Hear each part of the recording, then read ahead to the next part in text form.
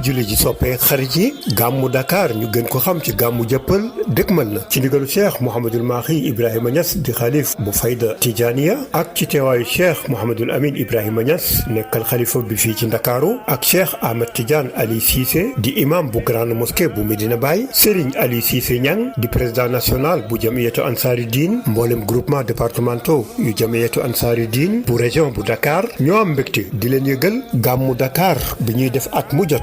ren di juróom benn fukkeel beek ñeent ñu jàpp ko samedi yem ak fukki fan ak juróom-ñett ci weeru avril kii firi gàmmu gi cheikh Mouhamadul Mahi Ibrahima Niass ñu koy defee ci terrain xaar yàlla bi jàkkaarloog Walfadjri parrain bi di Serigne Ousmane Ndiaye Al Kabir ak Chérif Mouhamad Ould Nahwi bu benn waxtu ci guddi dasee fukki minute ak juróom nag ci la xalifa bi di wax ak mbooloo mi di cheikh Mouhamadul Mahi Ibrahima Niass bu ñu demee ba benn waxtu nag dina am conférence bu am solo ki koy def di oustaz Ali Ndaw mu war a amal ab njàngat ci waxu cheikh al islam El Hadji Ibrahima Niass ne ñaan naa sama borom ngir sama njub tasaaroo ci mbindeef yi te ñu rafetlu sama taxawaay kon bés baa ngoog di gàmmu annuel bu Dakar ñu gën ko xam ci gàmmu jëppal kañ la samedi yem ak fukki fan ak juróom-ñett ci weeru avril ci terrain bu xaar yàlla jàkkaarloo ak Walfadjri ñu ciy woo mboolem soppee xarit yi na ko ñépp teew